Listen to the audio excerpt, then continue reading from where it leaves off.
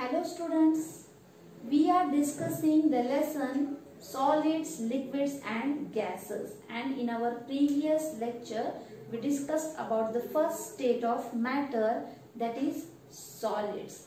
Today we are going to discuss about the other two states of matter, that is liquids and gases, and we are also going to compare the three states of matter.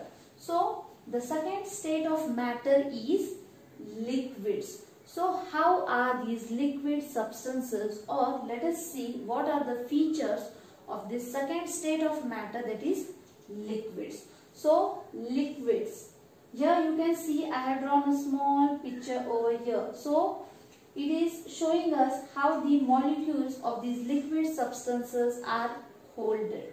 So the first point is molecules of liquid substances are less closely packed than the solids. So we had seen that in the solid substances, the molecules, they are closely packed. They hold each other.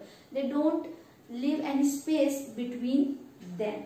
But in liquids, we can see that there are various spaces left between the molecules. So it is said that in the liquid substances, the molecules, they are not very closely packed. Okay, so they are having spaces between them. The second is weak force of attraction. So these molecules don't have a strong force of attraction. They do not attract each other very strongly. They attract, but not like those in the solid state.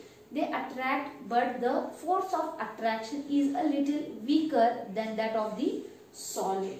The next is the liquid molecules have a definite volume but no definite shape.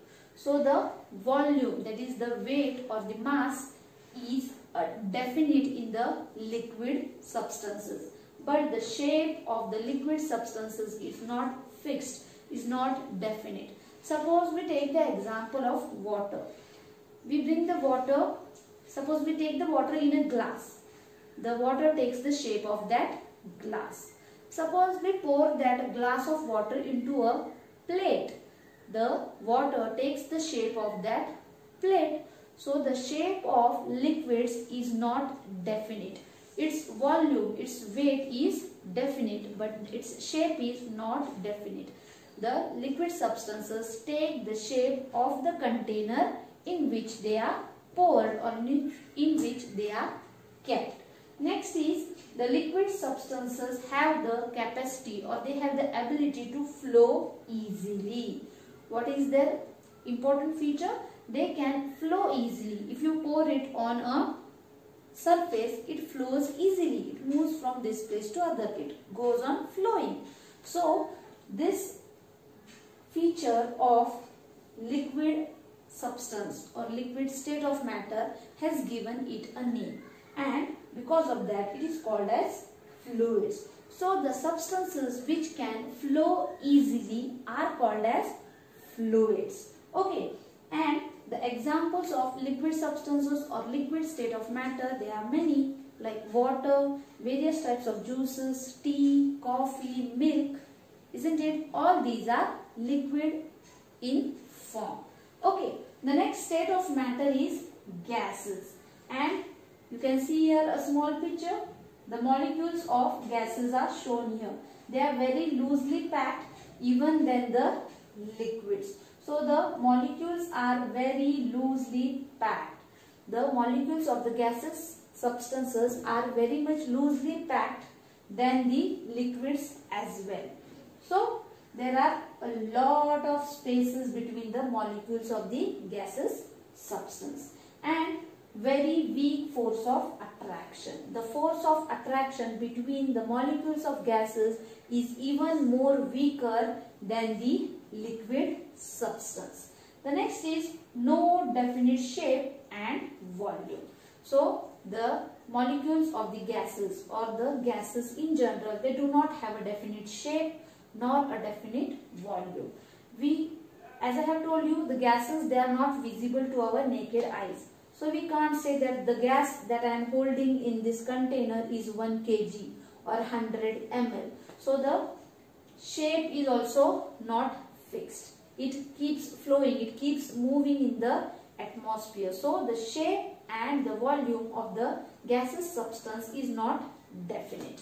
The next is they flow easily and are also called as fluids. So I have just told you that the liquids, since they can flow easily, they are called as fluids. Same is the matter with the gases. The gases also, they can flow easily from one place to other place, and so they are also called as fluids. And the examples for gases are oxygen, nitrogen, carbon dioxide, hydrogen and many more.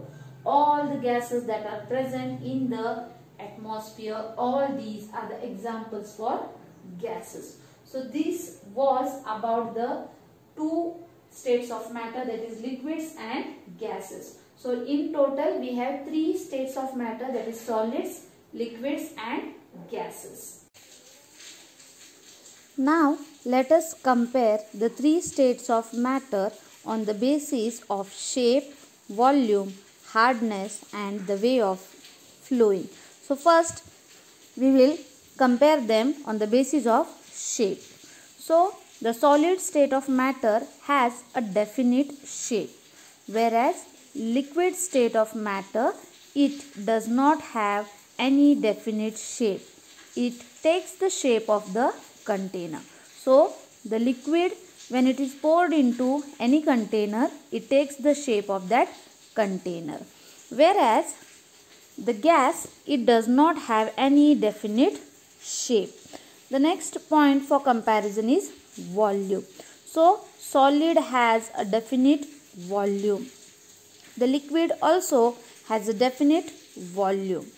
But the gases do not have definite volume.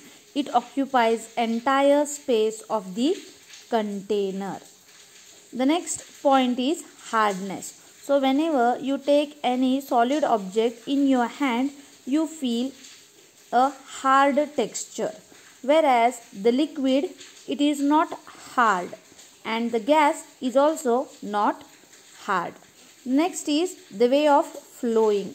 So the solid particles or the solid objects, they cannot flow because they have a definite shape and they have some weight. So they are hard in texture, so they cannot flow.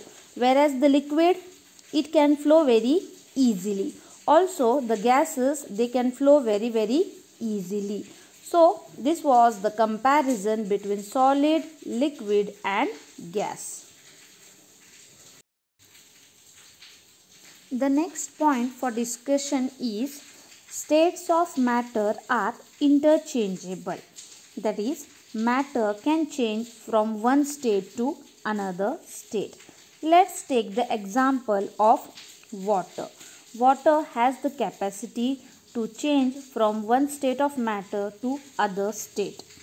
You can see on the screen that ice is in the solid form. So what is the state of matter for ice? It is solid state. On heating of ice, which is solid, the ice changes into water and water is in the liquid form, and this process by which ice changes into water is called as melting.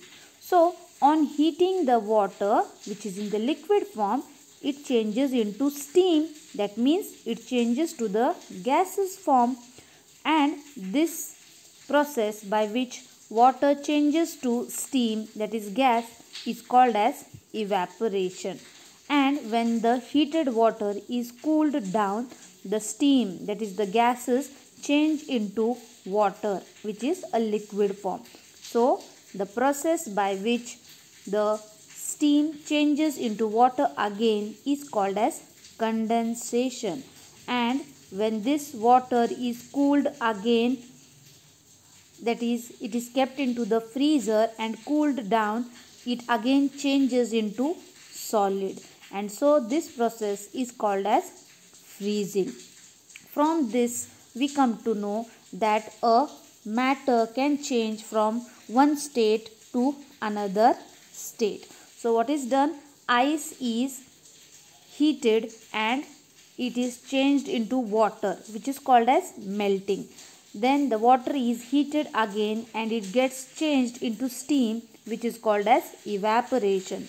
And this heated water is cooled down, and this steam changes into water again, which is called as condensation.